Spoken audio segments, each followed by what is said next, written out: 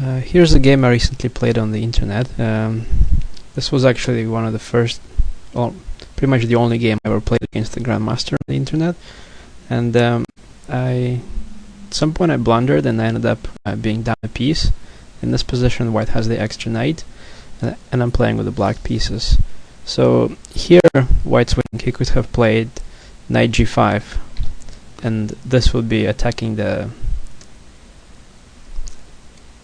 f pawn, and at the same time helping to stop the h pawn. And white probably would have won quite quickly because he has the b pawn going. His rook is placed actively, and the only thing he has to worry about is the h pawn. In the game, he played a little bit more passively, and this allowed me to advance the two other pawns as well and support the h pawn.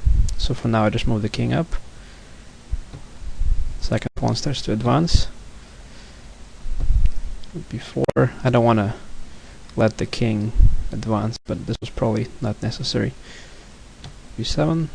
And now I have three compact pawns, and they're both going to advance, and they're probably going to advance winning some extra tempo because they're going to attack both the king and the knight. They're not looking very safe here, and all this is being held by the rook. At the same time, my rook is placed very well behind the b pawn, so white can't really gain too much an advantage out of that pawn.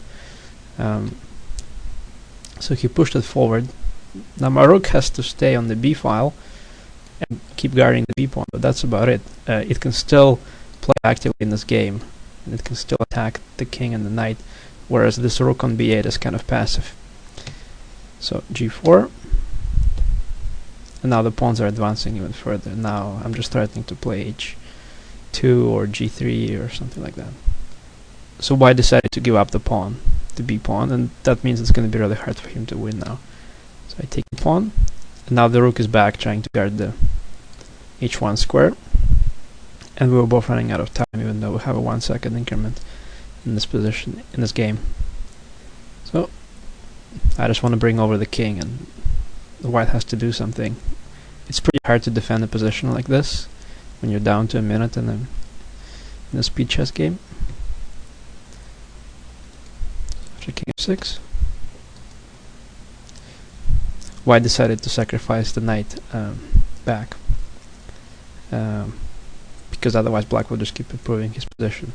And in the rook endgame, white has some chances for a draw, but it's probably lost. Even though I didn't play it very accurately. Here I should have just played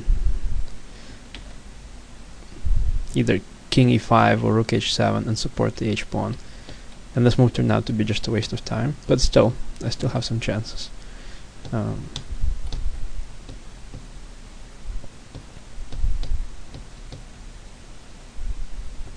course, if I take the pawn on d5, then this is just going to be a dead draw. So I have to try to advance the f pawn and support it with the king. And while the white king is stuck defending against the h pawn, at the same time, white's only counterplays to use the d pawn as a distraction. And if he can exchange the d pawn for the f pawn, he can get a draw. But it's not that easy. At some point, white has to activate the rook and put the rook behind my pawn so that he can give checks. So king e3.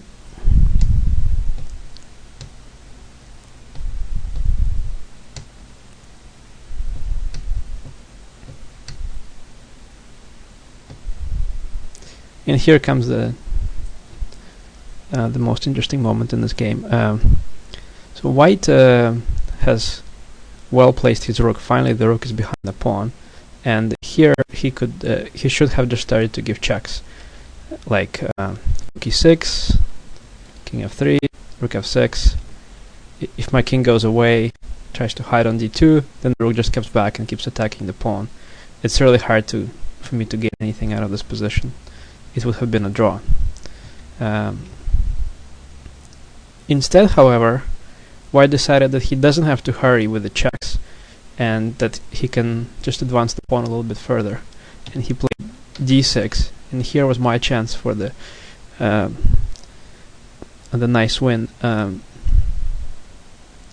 So there's a problem with this move in that the rook is guarding the f pawn from advancing.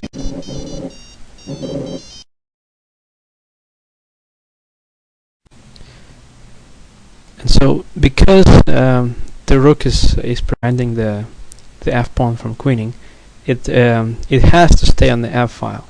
At the same time, the rook and the pawn are also on the same rank, so I could have exploited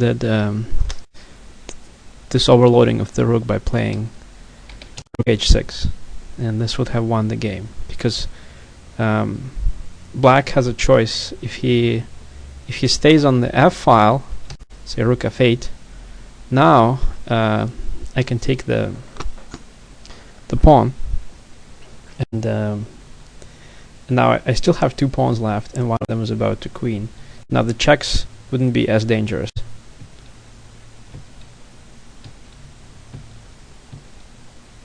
And this position is winning. I can win this in a couple of ways. I can bring the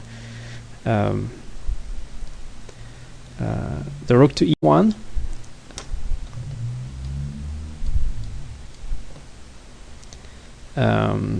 or I can build a bridge by using the rook to guard against the checks. And I don't care about the h pawn at this point. It doesn't matter. This should be still winning. So if black doesn't stay on the f file, if he decides to take the rook, then black queens. And even though he gets the pawn with check, he won't be able to keep the d6 pawn alive, and this will just be an endgame queen against rook, which is winning for white, for black.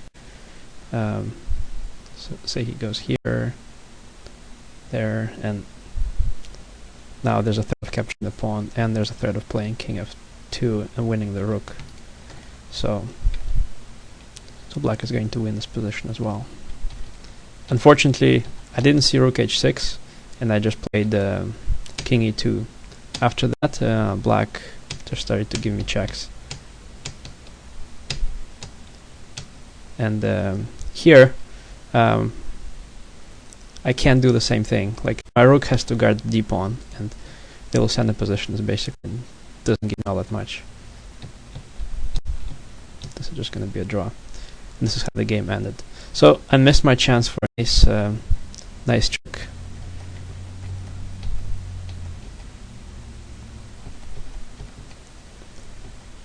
In this position, after black made a mistake with d6, I missed a chance to exploit this overloading of the rook h6, and the game ended as a draw, which is probably a fair result.